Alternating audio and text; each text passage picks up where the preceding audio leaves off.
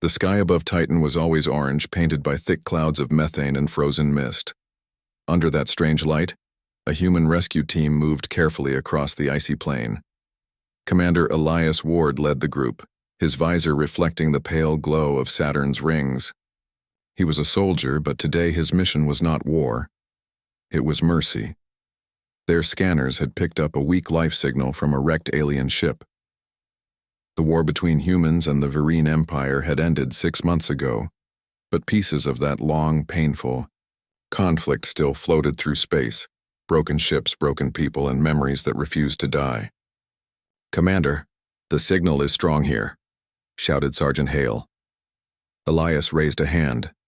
"Fan out. Check for traps. The Vereen sometimes leave devices behind." The crew obeyed, their boots crunching against Titan's frozen crust. The alien craft lay half buried in ice, its hull cracked open like a shell. Inside, Elias found bodies, silent, motionless, covered in frost. He sighed, ready to report all dead, when suddenly a weak sound came from deeper inside. A soft gasp. Elias turned his flashlight toward the sound. A small figure lay trapped, under debris, slender, silver-skinned, with faintly glowing blue markings running along her arms and face. Her eyes fluttered open as he approached, glowing a deep violet. "It's okay," Elias said slowly, holding his hands up to show peace.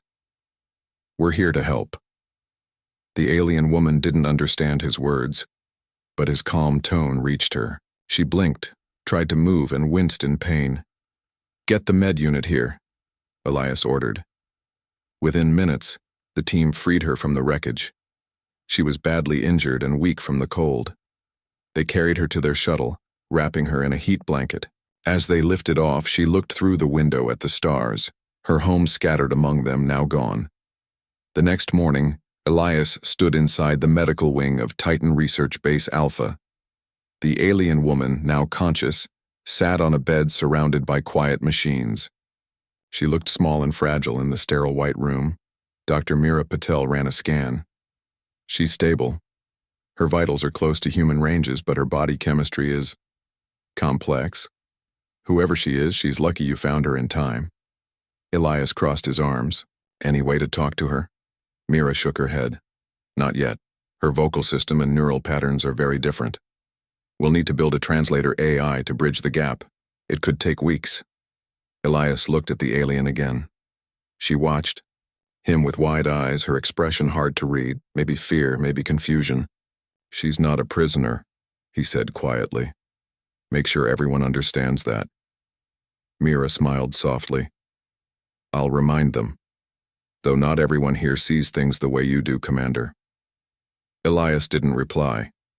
He knew the truth. Many humans still hated the Vereen. The war had cost millions of lives.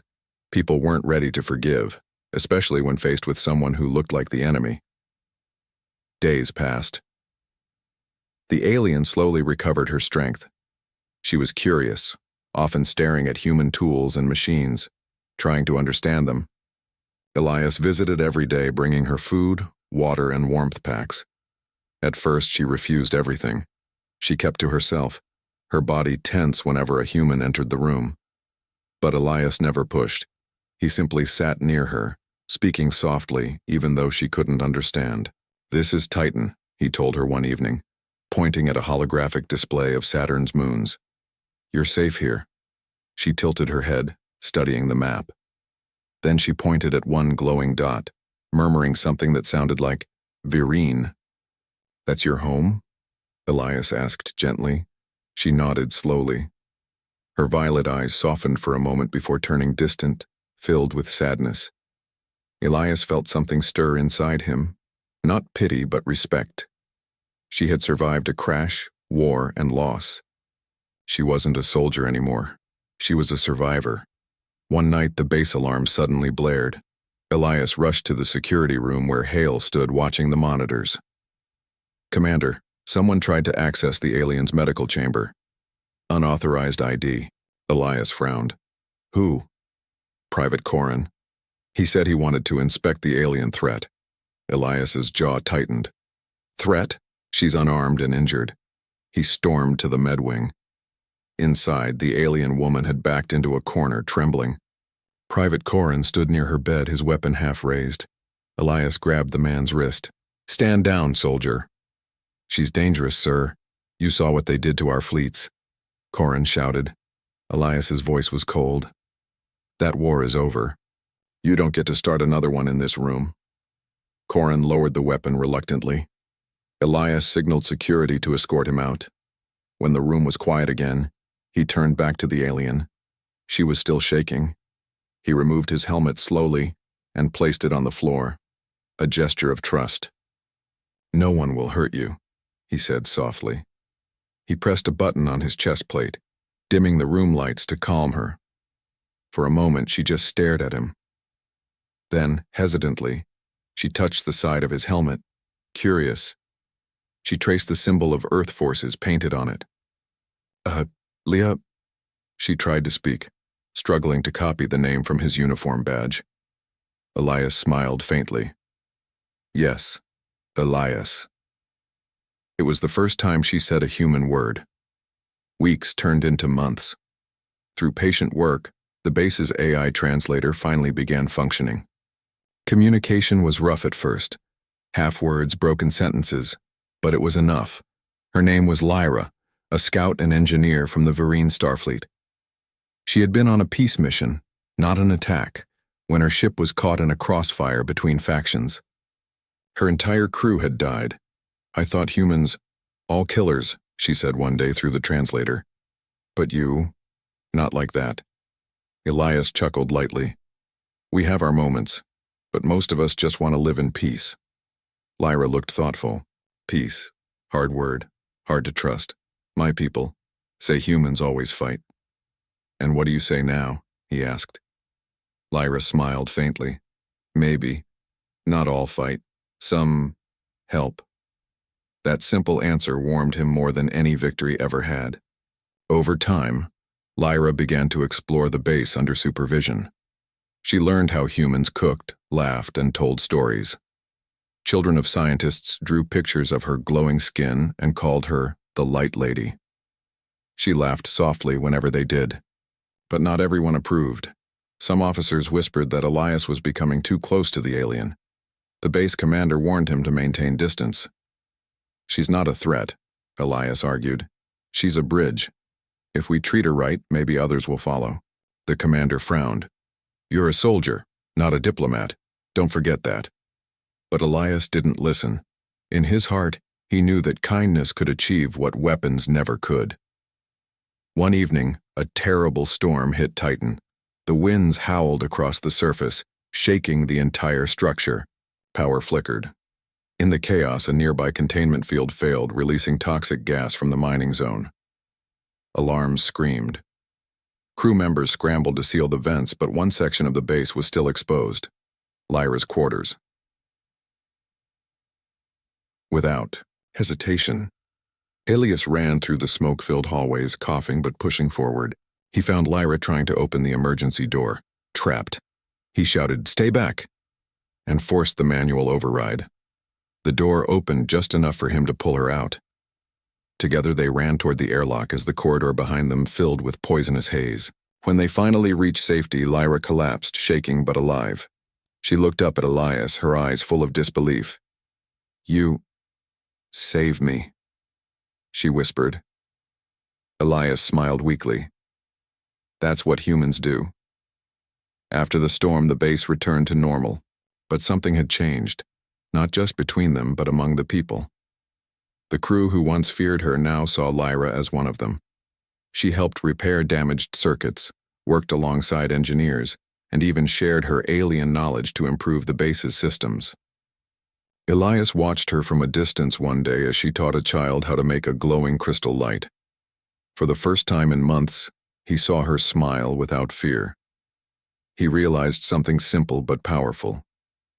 Peace wasn't born in treaties or councils. It began in small moments like this when two beings chose trust over fear. And though neither of them said it, they both knew. Their story was only beginning. Weeks passed quietly on Titan Base after the Great Storm. The orange skies outside still glowed faintly through the thick glass domes, and the frozen plains stretched endlessly under Saturn's shadow. Inside, life began to feel normal again. Lyra had changed since the day she was rescued. She no longer hid behind walls or kept her eyes down when humans passed. Now she walked among them with curiosity. Her silvery skin shimmered softly under the artificial lights, and wherever she went, people turned to look. Some smiled. Others still looked uncertain. But no one called her enemy anymore. Commander Elias Ward watched her progress from the observation deck. He had seen soldiers heal from wounds, but this was different. Lyra wasn't just recovering, she was learning to live again. Dr. Meera Patel joined him, holding a tablet filled with Lyra's medical data. "She's adapting faster than we expected," she said with a small smile. "Her body chemistry is remarkable. She's producing new proteins that let her breathe our atmosphere more easily." Elias nodded, impressed. "She's learning our language too. Half the crew understands her now." Meera chuckled. "Half the crew wants to understand her, you mean? You've made quite a difference, Commander. She trusts you." Elias looked down through the glass at Lyra, who was showing a group of engineers how to use a crystal device from her ship. "Trust takes time," he said quietly, "but she's worth it." That evening, Lyra was invited to the base cafeteria for the first time. The room was loud with chatter, laughter, and the scent of human food. She sat nervously beside Elias, her glowing eyes watching the people around her. A young engineer named Jonah grinned. "So, Lyra, what do your people eat out there among the stars?" Lyra hesitated, then smiled shyly. "We eat energy plants, grown from light." Jonah raised his eyebrows. "Like solar plants?" She nodded. "Yes, but they taste sweet." "Like honey?" The table laughed softly. Elias smiled too.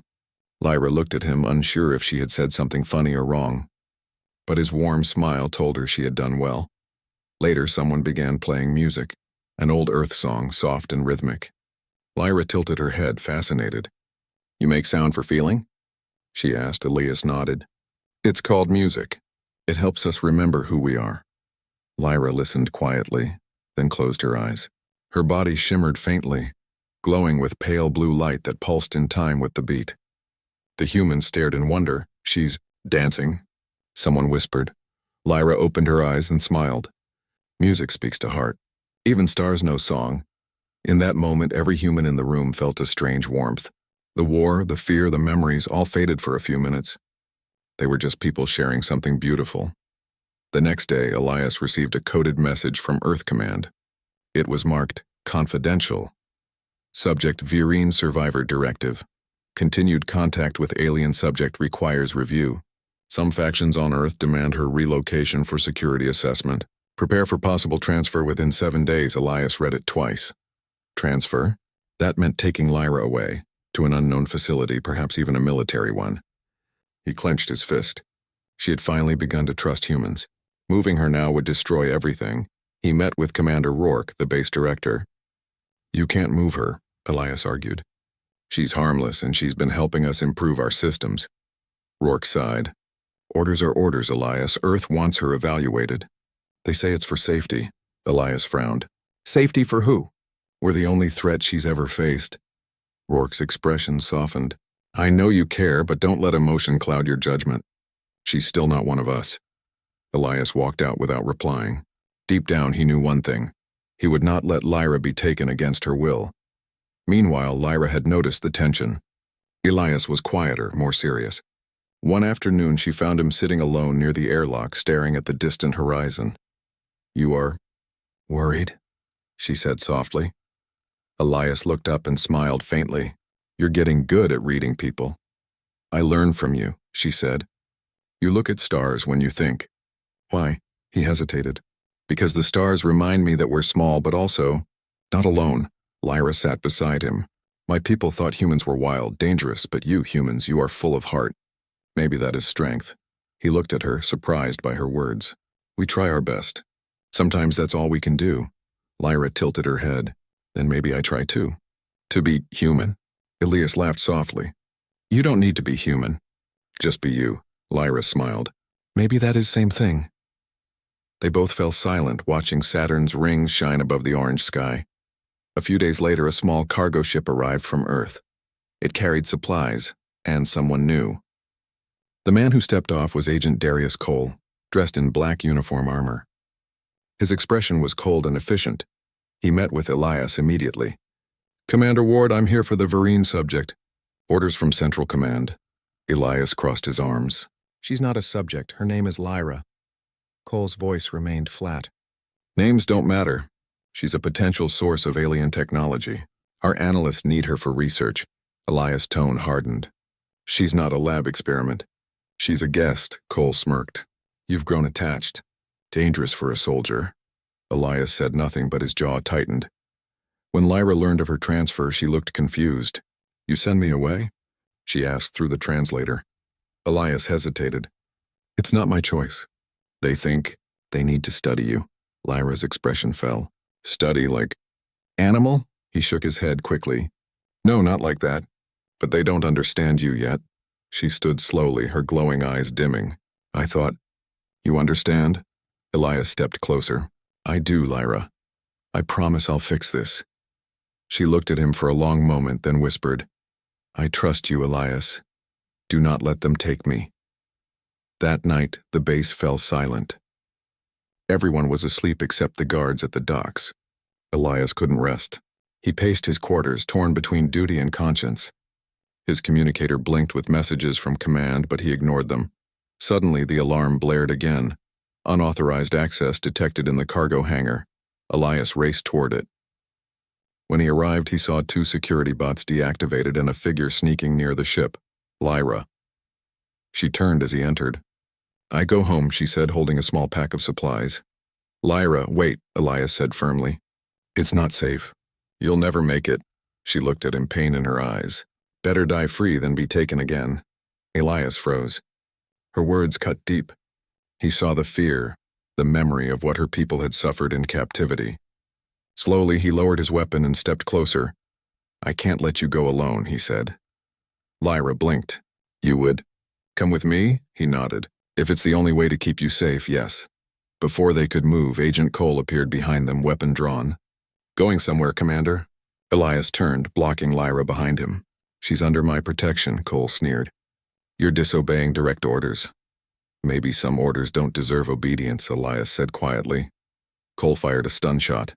Elias dodged, the beam flashing past. Lyra grabbed a control panel and hit a switch. Smoke burst from the vents, filling the hangar. In the confusion, Elias and Lyra ran toward the maintenance tunnels.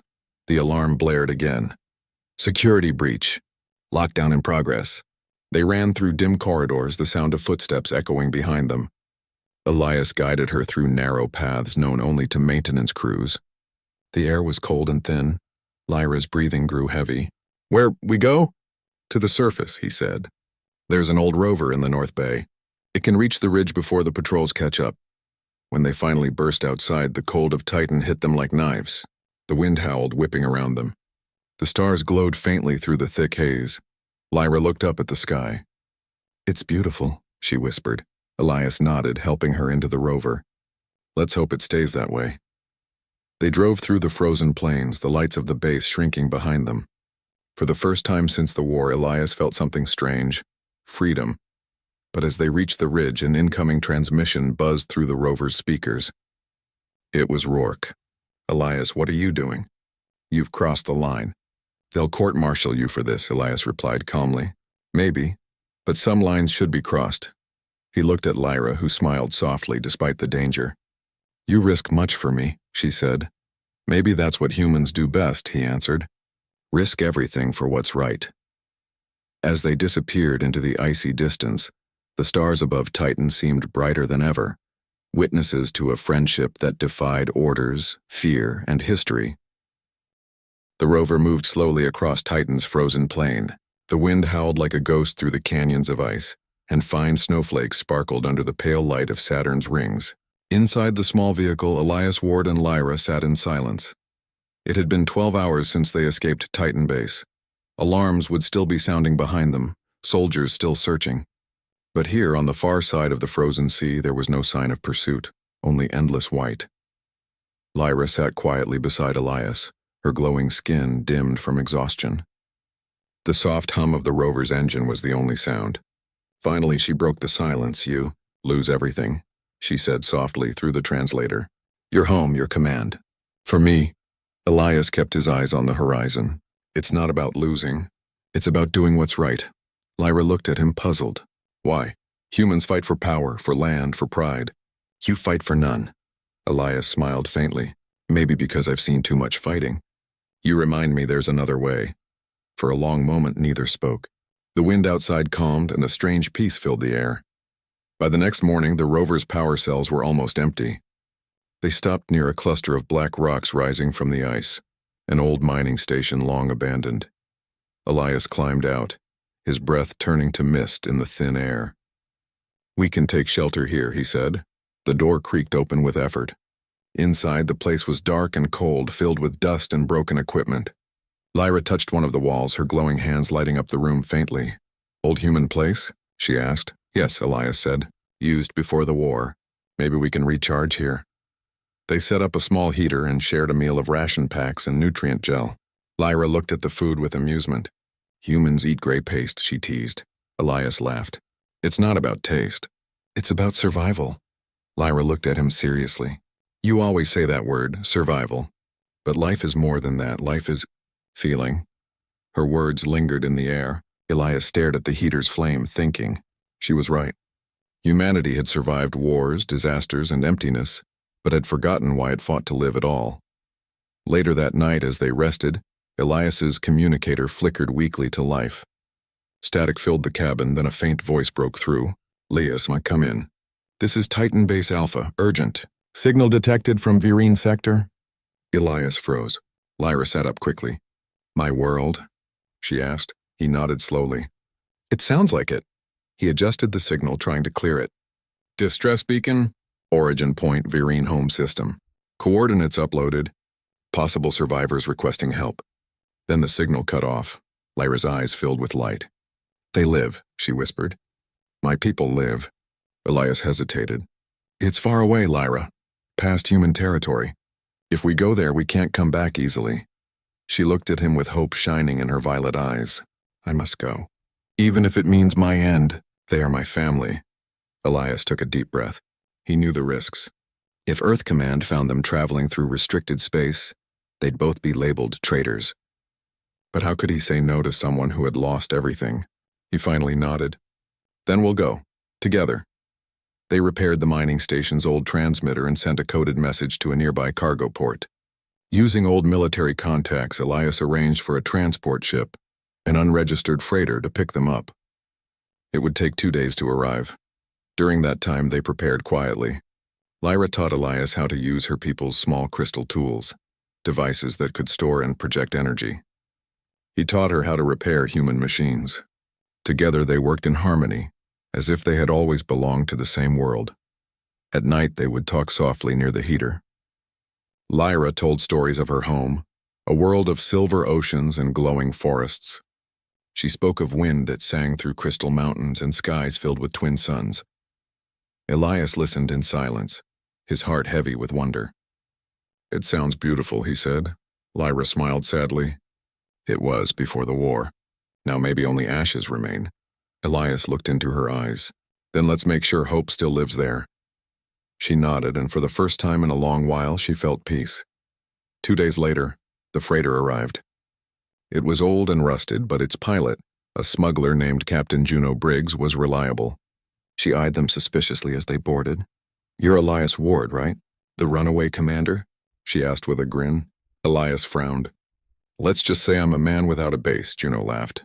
And this is the alien everyone's talking about? The one who glows like a lamp? Lyra blinked. I'm not Lamp, she said seriously, and Juno burst out laughing. I like her, Juno said. All right, I'll take you to the Virene coordinates. But it won't be cheap or safe, Elias nodded. We'll manage. As the ship lifted off, Titan faded behind them. For Lyra, it was both relief and sadness. Earth's moon had been her first glimpse of humanity's heart. Now she was leaving it behind for the unknown. Days turned into weeks as the freighter traveled through deep space. Outside, stars drifted like glowing dust across the Black Sea. Inside, the crew grew used to Lyra's presence. Even the roughest workers found themselves listening when she spoke about her people's ways. She explained how the Virene once believed that every star had a soul and that harming one was a sin. We forgot that, she said softly. We made war and forgot the Song of the Stars. Elias nodded. Humans forget too, but maybe remembering is why we're still here. Their bond deepened, not through romance, but through shared understanding. They were two survivors from two broken worlds holding on to the same fragile hope. Then one night the ship's alarms blared. Red lights flashed across the corridors. Captain! Elias shouted, running to the cockpit. What's happening? Juno's face was pale. We've got company, 2 patrol ships. Not human. Furine design. Lyra's eyes widened. My people. She whispered. Elias gripped the console. Can you tell if they're friendly? Juno shook her head. Doesn't look like it. They're locking weapons. Before they could react, bright plasma bolts streaked through the void, rocking the freighter. The hull groaned. Sparks flew. Lyra stumbled, grabbing Elias's arm. They think we are enemy. Elias steadied her. We have to show them who we are. Can your tech send a peace signal? Lyra nodded and ran to her cabin. She pulled out a small crystal sphere from her pack, glowing with blue light. She placed it on the console and whispered in her language. The sphere hummed, sending a pulse of pure light through space. For a tense moment, everything was silent. Then the attacking ship stopped firing. One sent a signal in return, soft, melodic, almost like singing. Lyra smiled with tears in her eyes. They hear me. They know I am Vereen. Elias sighed with relief. Let's hope they're the friendly kind. The patrol ships guided them through a massive energy gate into a quiet system surrounded by silver-blue nebulae. Ahead lay a planet scarred by war but still alive, Vereen Prime. As they descended through the atmosphere, Lyra stared at the surface below. Cities lay in ruins, oceans shimmered with strange light, and forests had begun to grow again through the broken metal. This was my home, she whispered. Elias placed a hand on her shoulder. And it can be again.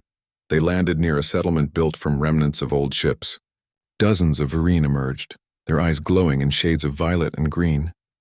They looked at Lyra in disbelief. A tall elder stepped forward. You are Lyra, daughter of the Shining Sea, he said in the Vereen tongue. We thought you lost, Lyra bowed her head. I was found. By a human. She looked back at Elias. He saved me when all hope was gone. The elder studied Elias carefully.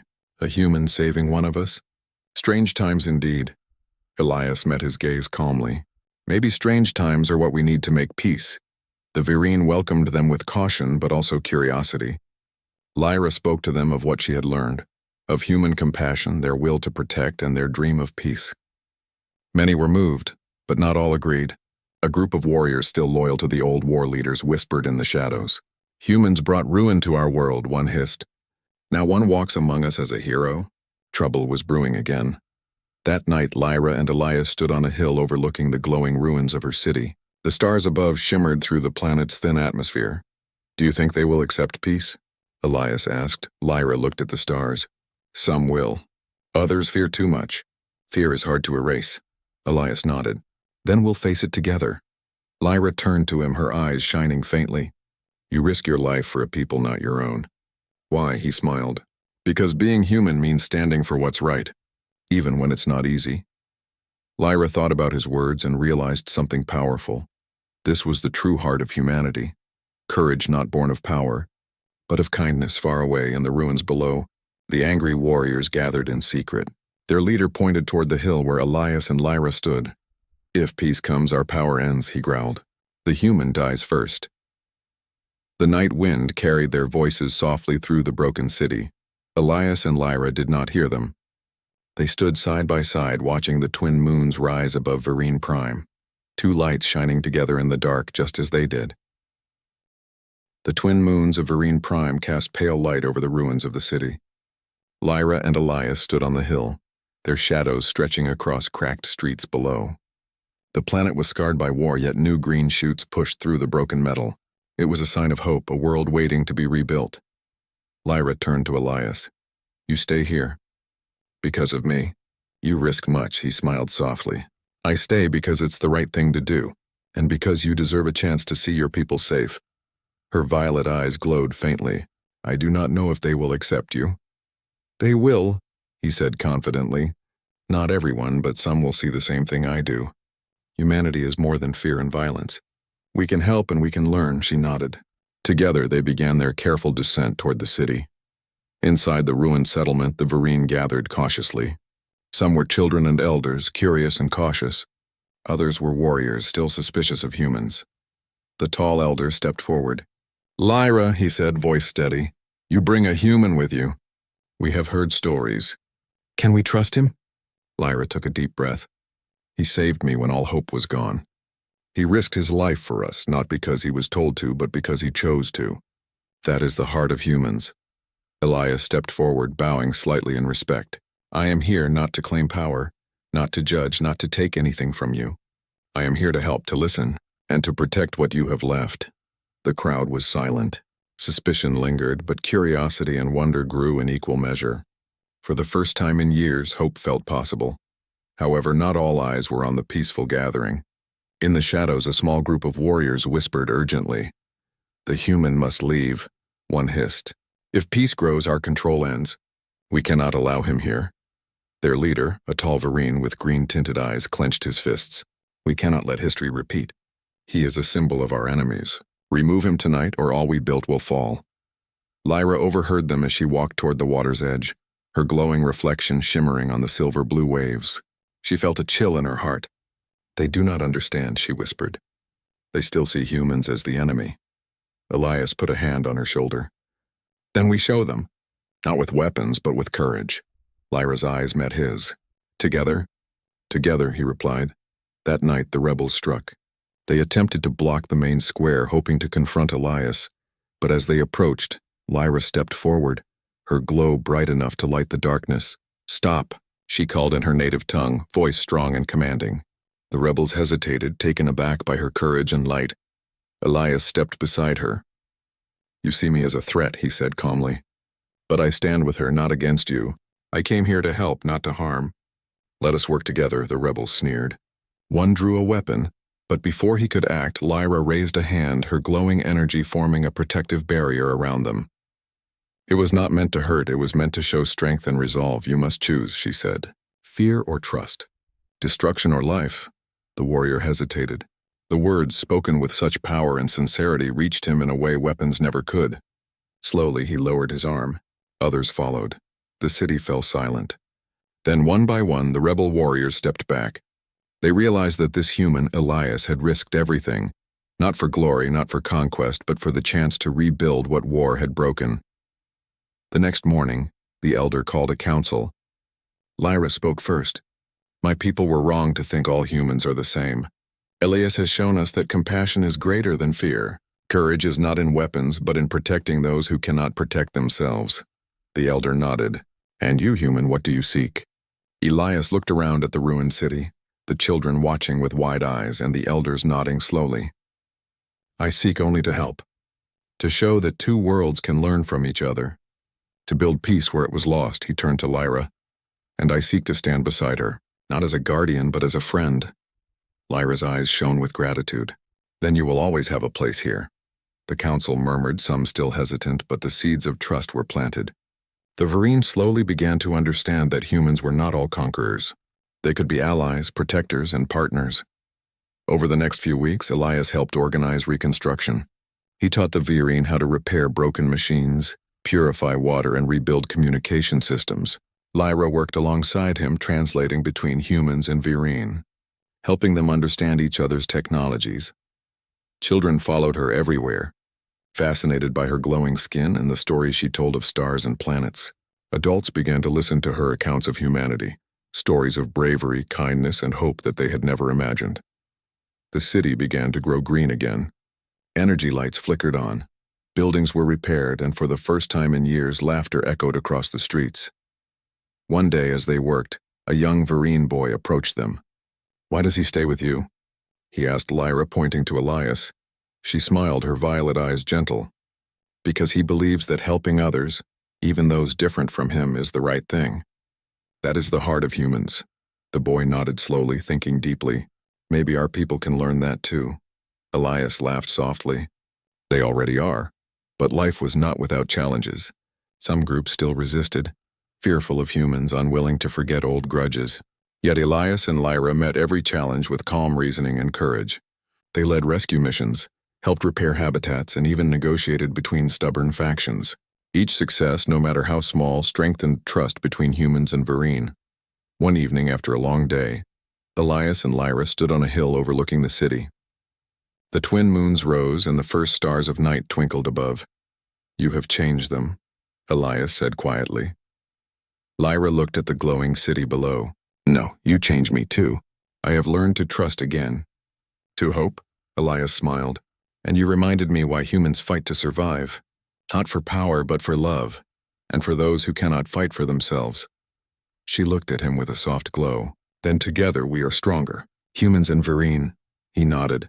"Yes, together." The final test came when word of their peace reached nearby colonies. Earth Command sent envoys to observe the reconstruction, unsure if humans and Vereen could truly cooperate. When the envoys arrived, Elias and Lyra presented a thriving city, rebuilt from ruins, filled with both species working side by side. They spoke of compassion, courage, and the value of understanding each other. The Earth envoys were astonished. "You've done what we thought impossible," one said. "This is hope," Lyra smiled. Not mine alone. "Not his alone, all of us together." And in that moment, humanity had not only saved a city, a planet, and a people, but had shown what it meant to rise above fear, to act with courage, and to build bridges where walls once stood. Months later, Lyra decided to return to Earth, not as a captive, not as a guest, but as an ambassador. She and Elias stood together on the freighter, ready for the journey back. "You saved my people," she said. "You taught me to trust, to hope." Elias shook his head. "No, Lyra, you saved yourself. I just helped you see the way," she smiled. "And together we saved two worlds." The freighter lifted into space, leaving Vereen Prime shining below. The twin moons glimmered faintly, the repaired cities glowing with life. Lyra looked at Elias, and for the first time in years, both felt something simple and true: peace, hope, and the quiet certainty that kindness can change the universe. As the stars stretched endlessly ahead, Elias spoke softly. "We will return. And next time it won't just be to save a city. It will be to build a future." Lyra nodded, her glowing hands brushing against his. A future of understanding, of humans and Vereen side by side, and together, they watched the stars, knowing that courage, compassion, and trust were the strongest forces in the galaxy, and that humanity, in its greatest moments, could inspire hope across worlds.